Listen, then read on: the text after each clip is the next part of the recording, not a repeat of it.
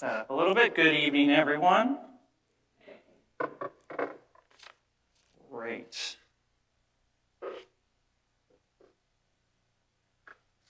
Okay, if you would just pray with me real quick.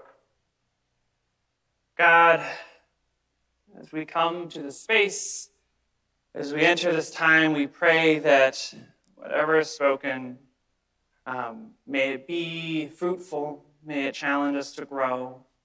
Whatever is not helpful, those who are hearing it, ignore it or be on Facebook at that time. Whatever, Lord, you want to have moved in this time, may it be moved. And Lord, I just pray that I can move out of the way so that you can speak the word that you need your people to hear this evening. In your name we pray. Amen. So, hello again. Welcome to the Table Church. For those of you who don't know me, my name is Richard. I am one of the pastors at the table. Last week we heard from Pastor Tanetta, who challenged us to think about how we creatively engage our embodied existence as part of making the world right. Our series for Advent is focused on what it means to live into what God has created us to be, to acknowledge and hold onto the physicality of our faith, of the flesh created. Inspired by Toni Morrison's Beloved, we are using Advent to explore what it means when we say, in this here place, we flesh. And as we continue in our time of Advent, when we focus on enfleshment in a season where we remember the pain of waiting and the reality of expectation, in a season where we reflect on the beauty of this time in which we are anticipating what is to come, and in a season where we sit in imperfection, brokenness, hurt, longing, and frustration.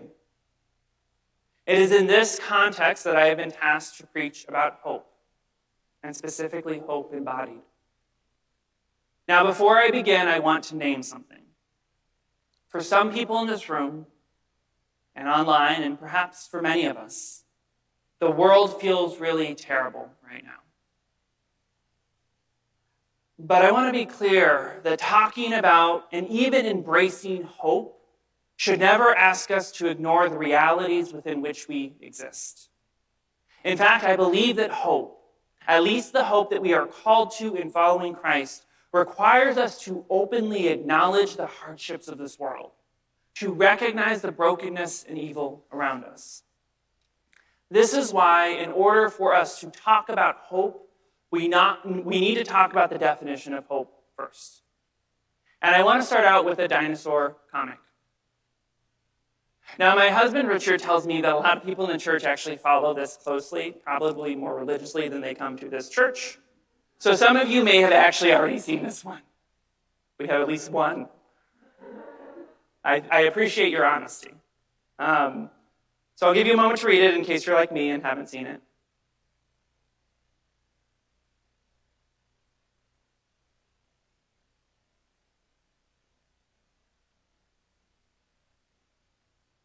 Okay, everyone's finished. I needed to make one quick edit for my sermon purposes. So, as a culture, we have seemed to redefine hope as a synonym of wish. Someone's in a tough situation, for example, so we say, I hope it works out for you, without any intention of working towards helping them work it out, or even any intention of following up to see if it actually worked out at all. And this is honestly how many of us may be treating our spiritual life. We focus so much more on the future, on what will be, than we do on the present, on what we are called to abide in. N.T. Wright describes it as the following. He says, what we have in the moment isn't, as the old liturgies used to say, the sure and certain hope of the resurrection of the dead, but a vague and fuzzy optimism that somehow things may work out in the end. Rob Bell, in his book Love Wins, articulates it this way. It often appears that those who talk the most about going to heaven when you die talk the least about bringing heaven to earth right now, as Jesus taught us to pray. It feels like often we, and frankly the church more generally, uses hope as a way to abdicate responsibility for the here and now. a way to make us temporarily unaware of the suffering around us. But hope requires us to embody the gospel. Reverend Peter Gomes put it this way in his book, The Scandalous Gospel of Jesus. He wrote that hope can seem a wimpy word, and it can be as flaccid as a typical Advent service. Yes, I get the irony. Yet if we remember, as Paul reminds us, that genuine hope, a hope worth having, is forged upon the anvil of adversity, and that hope and suffering are related through the formation of character, then we will realize that hope is much more than mere optimism. Hope is the stuff that gets us through and beyond when the worst that can happen, happens. See, hope is not optimism in the absence of adversity. It is the embodiment of the gospel while holding and recognizing the brokenness in the world. Hope is active. Hope is communal.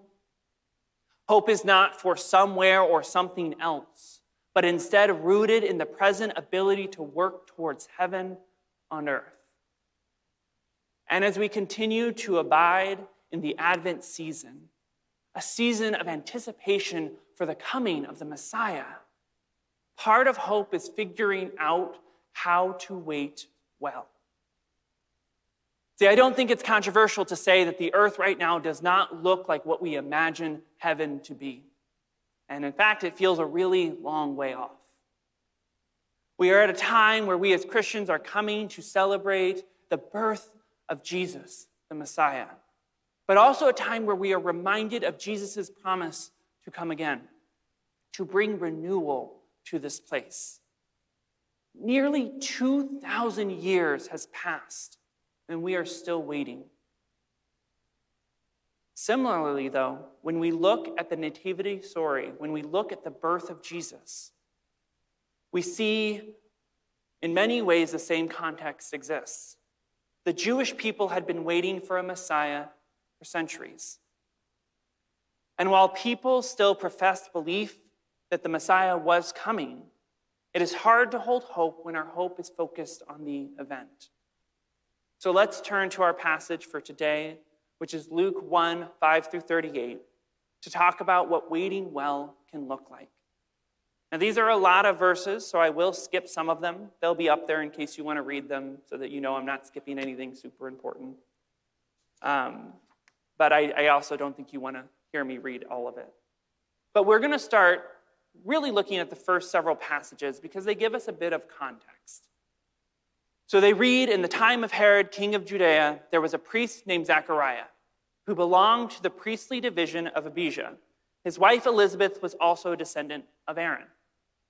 Both of them were righteous in the sight of God, observing all the Lord's commands and decrees blamelessly. But they were childless because Elizabeth was not able to conceive, and they were both very old.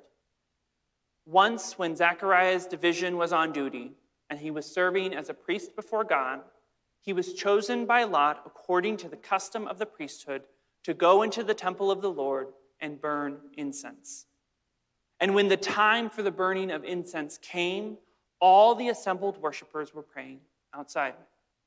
So we won't go too far into these 6 verses, but this context would have made sense to anyone who was a contemporary of Jesus.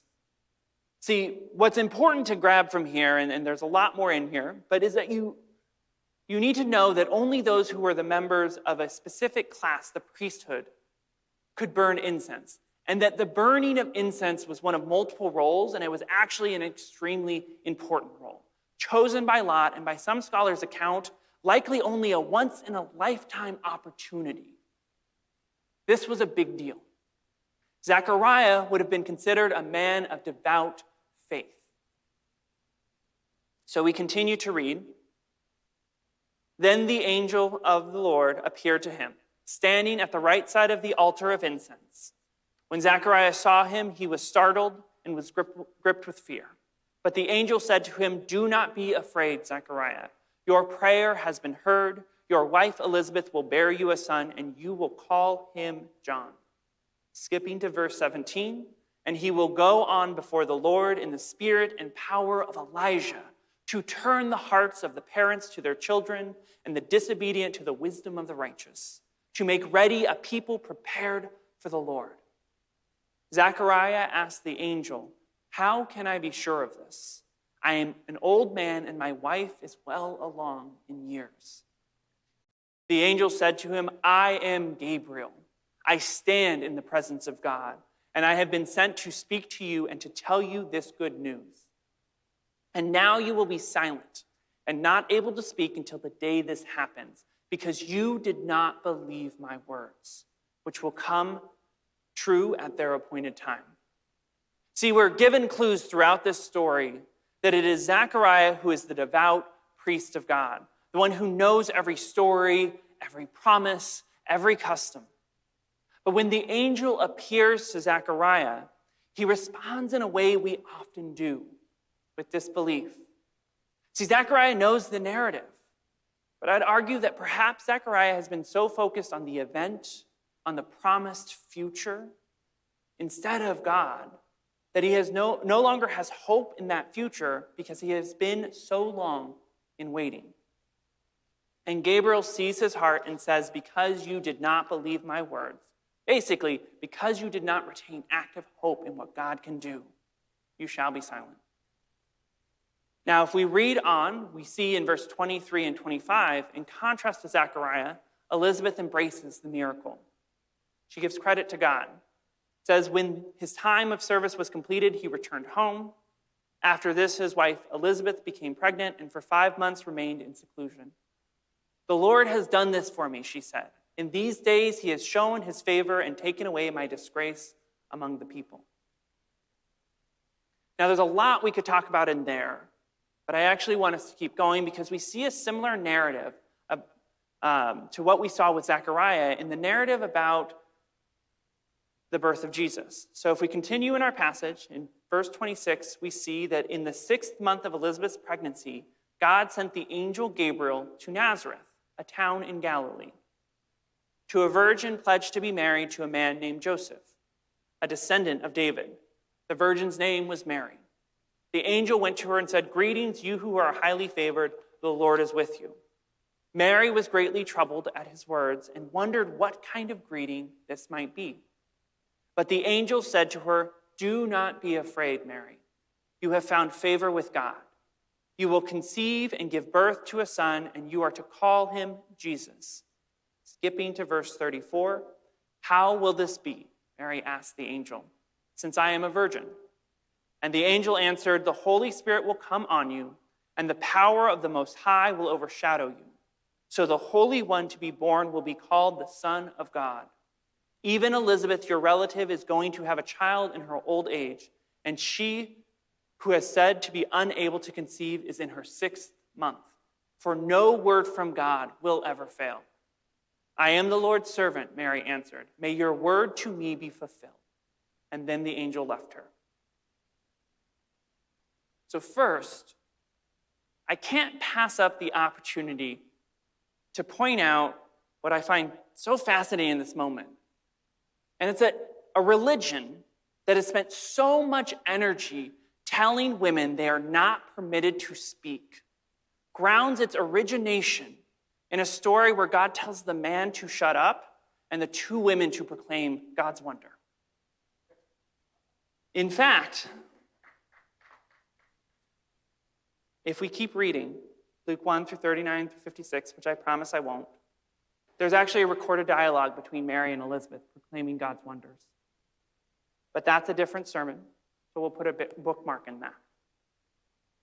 But secondly, I actually think it's important to compare the structure of the 2 encounters with the angel Gabriel, who appears to both Zechariah and Mary. So the basic structure is as follows. Gabriel appears. Gabriel then says, "Do not be afraid." So either angels are scary or Gabriel is just particularly scary. Either way, we know that Gabriel had to affirm to both of them that they do not need to be afraid. Then Gabriel tells each person the good news of a miraculous birth that's coming their way. Then Zechariah and Mary each ask a question. Zechariah says, "How?" Because we're old. Mary says, how? Because I'm a virgin. Either way, the response of Gabriel is actually different after this. See, when we look at Zechariah, Gabriel tells Zechariah that he will be silenced because he did not believe Gabriel's words. But we get no similar proclamation in Mary's story. Instead, Mary responds, I am the Lord's servant. May your word to me be fulfilled. Now, I want to note this because waiting well, hoping well, does not require us to refrain from asking questions, to refrain from seeking to understand. Mary asked her question. Frankly, I thought it was a pretty good one. But the angel Gabriel responded not to them asking questions, but instead to their heart set, to Zechariah's lack of belief. See, hope is not a blind following, but a continued engagement with our Creator. And I think it really matters where our hope is focused. Too often, our hope is focused on what is promised, the event in the future.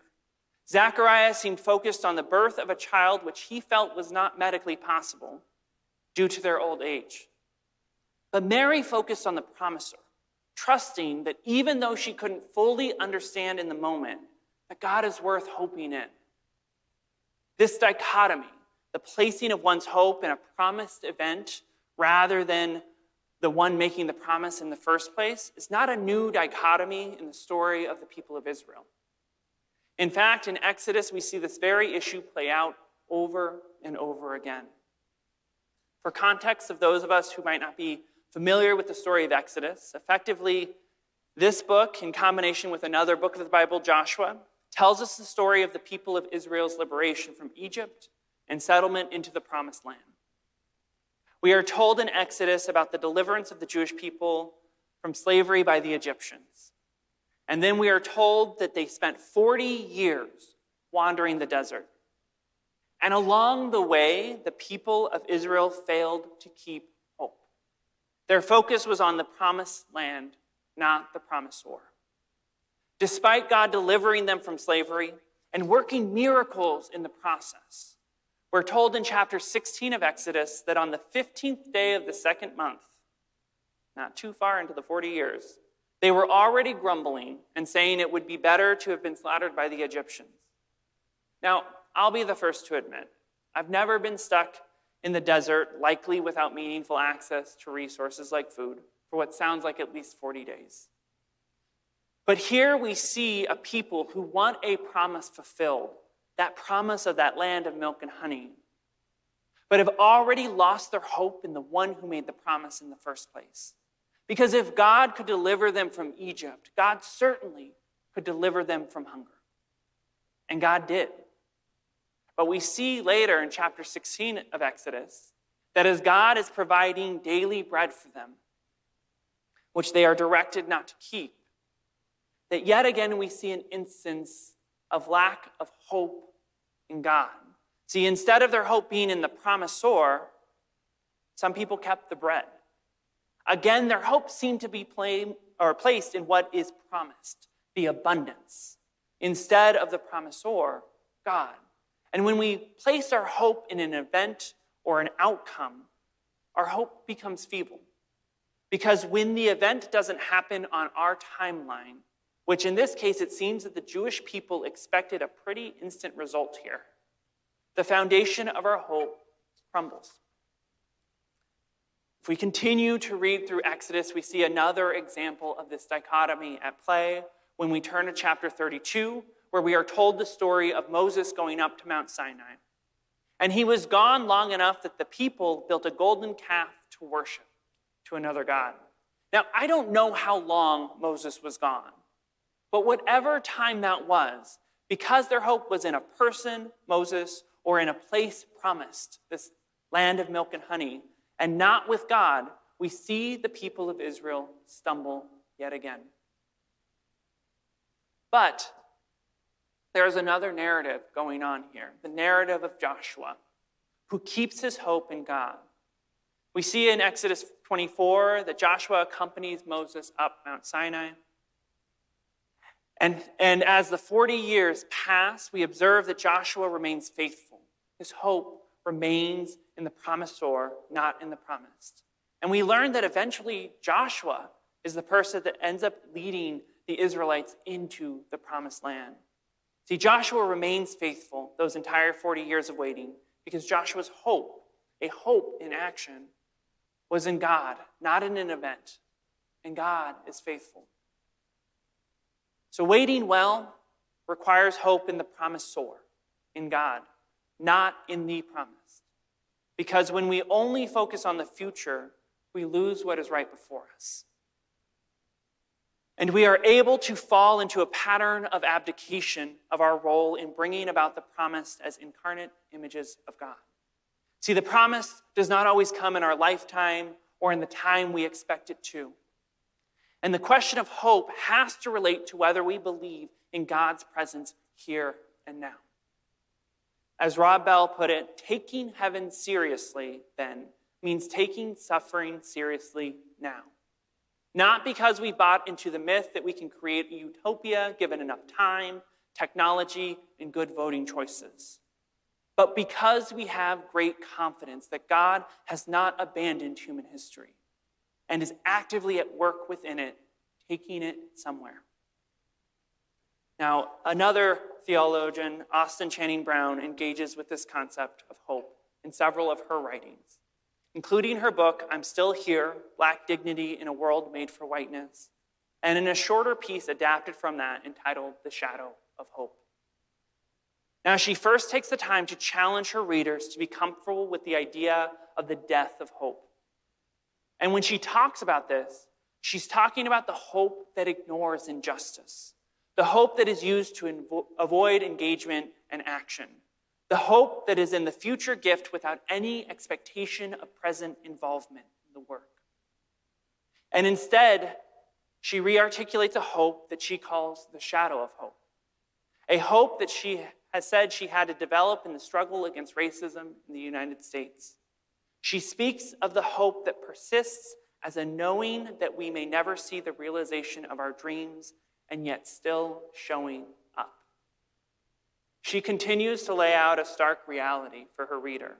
She writes, I do not believe that I or my children or my grandchildren will live in an America that has achieved racial equality. And so I stand in the legacy of all that Black Americans have already accomplished in their resistance, in their teachings, in their voices, in their faith. And I work towards a world unseen, currently unimaginable. Austin Channing Brown's articulation is perhaps one of the most powerful illustrations of our living out hope as incarnations of the divine. She trusts that God is still at work and that her role, even if she can't quite grasp the end event, is still needed. Now, if we look back to our main text, we see Zechariah has stopped hoping. He couldn't imagine a world with a miraculous birth, even though he knew the stories of the Jewish people. He knew of God's fulfillment of a child for Abraham and Sarah despite their old age. He knew that God was a God of wonders. He knew that God had delivered the Jewish people from Egypt, had settled them in their own lands, had protected them and been present for them. And yet, even when an angel of God appeared in the holiest of places, as he was fulfilling one of the holiest roles, Zechariah couldn't imagine the currently unimaginable. He had not seen the promise fulfilled, and somehow it seems had stopped placing his hope in the promisor. In contrast, Mary demonstrates a hope even in the unimaginable. It's not that she didn't have questions, but she still hoped in her God. I am the Lord's servant, Mary answered. May your word to me be fulfilled. She was ready to play her role in God's story. So what's the point? You may have been asking that over the last 22 or so minutes. Well, if you've ever heard me preach before, you know that I try to end all sermons with some sort of way to take the sermon and make it practical, to implement it now. And of course, if I've asked you to define hope as an action, the sermon will end no differently. N.T. Wright describes Jesus as hope in person. And we have asked you as a church to contemplate the incarnate nature of our faith, that you too are the embodiment of God's hope for the earth. Now, as many of you know, I've been at the Table Church for quite some time. I believe I initially joined in 2014, about a year after it started. And sometime in early 2016, I was asked to be the parish pastor in Columbia Heights. And my journey with the Table has continued from there. But this concept of hope in action felt particularly real to me after Pastor Tanetta's sermon last week. And in particular, her statement at the beginning, grounding her first sermon at the Table in her own story, confessing that she had no intuition that a black girl could become a pastor in the fullest sense of the word, and definitely not a pastor in a community where white folk were present. And then she continued to explain that it was even more rare when she starts to think about the lack of queer folk in pastoral ministry. Now, I cried at this moment, actually tears of joy, because I realized that for the first time in a while, I was overcome with a sense of hope for what the Table as a community can be. Now, this is a moment where we get vulnerable with each other. And part of this, and I've said this before in sermons, but really sermon writing in a lot of ways has at least always challenged me to wrestle with God in my own story. Right? That often I say I'm preaching as much for others who hopefully will gain something from it as I am for myself as I wrestle with what God is challenging me to become. And I believe that church community requires vulnerability. I believe living into who Christ is necessitates it. And that we can only be the church when we are living fully into who God created each of us to be. And if you've been around the Table long enough, you've probably heard some version of my own grappling with my faith and my sexuality, about the loss I felt when I realized I was gay because I was so certain it meant the end of my involvement in institution of the church, that I was mad at God because I had lost hope in God's promise. I wasn't able to hold on to the unimaginable, a church where I could be fully who God created me to be as an LGBTQ follower of Jesus. And honestly, I'm not that old, though sometimes at the Table I feel ancient. But I will tell you the 2000s were remarkably bleak for LGBTQ individuals, both in politics and in pastoral decisions in the church. See, it seemed like every decision further minimized LGBTQ individuals, that we were being pushed further and further into the margins. But in 2014, I came across the Table Church, which at the time was itself wrestling with the question of inclusion of LGBTQ individuals. But I was told something very important. I was told that no person would ever be denied access to full participation in the church based on some aspect of who they are. And honestly, that was better than anything else around. So I took that and I trusted that. And it seemed true for a long time. See, I was appointed as a pastor at the Table, the first LGBTQ identified pastor, and until Pastor Tanetta, the only. And as a pastor at the Table, I was given the privilege of hosting communion, performing weddings, performing baptisms, praying with people, pastoring people. I met amazing individuals and built deep friendships. I met one of the most wonderful men in the world and went on to marry him, all at this church. I saw that there was still more work to be done, don't get me wrong, but I felt like it was a bit of heaven fulfilled on earth. And then something happened. In September 2017, the head pastor at the time, to be clear, not Pastor Anthony, said he wouldn't perform Richard and my wedding because it was a same-sex wedding. Now, this was the first time that initial promise was no longer true. The first time I felt like I couldn't be a full participant in this church, in this place that I called home, For the first time at the table, my identity was a deciding factor in how I was permitted to participate. Now, at the time, I felt that somehow it was my fault for being fully vulnerable or feeling fully safe, and I know that's not true, but that doesn't change that that was how I felt. And part of it was, for some people, that may seem like such a small piece of participation in the church. But the reality is it wasn't a new feeling. And it's one that I'd felt in many spaces and many times, in many different scenarios. And I'm sure that many here who have been excluded for whatever reason from church spaces can relate to the pang that I felt in that moment. In fact, I know many people who were around for that decision who are still here today who mourned that moment as much, if not more, than Richard and I did. And the reality is, I'm fine, right? I'm still a pastor here, preaching to you all today. I got married. We actually flew in a pastor friend of mine from Uganda, because that seemed to work better. A bunch of you were at that wedding, and it was a beautiful and wonderful moment of church community. But what that moment also reminded me of is that even institutions and family we love are imperfect. See, my hope somewhere along the way transferred from a hope in God renewing all things to what I perceived as a secret paradise that was the table, a secret heaven.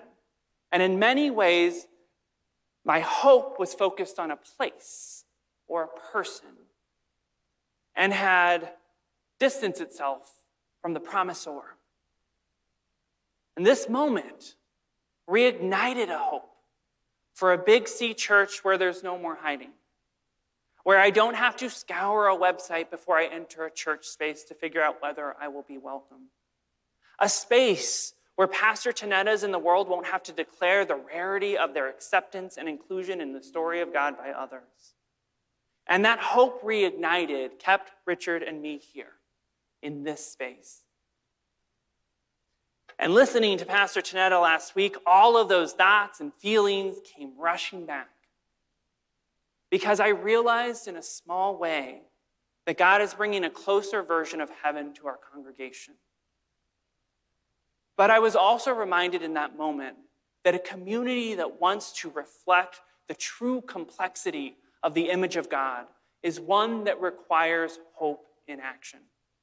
See, I have hope that God can use this congregation to bring about heaven on earth. But if we want to be a congregation that does that, we need to be ready to do the work. We need to do the individual work, asking God how God would have us involved, asking God how we need to grow. But we also need to do internal community work, supporting this church community in whatever way God is calling us to. That can be praying for it, volunteering in it, financially giving to it, or any of the combination of those. And we also need to do the external work as a church engaged with our neighbors in working against injustice. See, we need to be hope in action, not just in word. Because part of waiting well for the promises of that future is to act in partnership with our Creator to bring about those promises here. To place our hope that God is still active in our community and still seeks the justice that we have been promised. So in summary, part of waiting well, part of the anticipation that we are called to engage with during Advent is about hoping well. And in order to hope well, we need to evaluate what we mean by hope in the first place. Hope is active. When we have hope, we are called to be part of the working towards that hope's fulfillment. Hope is communal. We hold hope as a people and as a church and as a broader community and hold each other in that hope. And hope is in the promisor, not in the promised.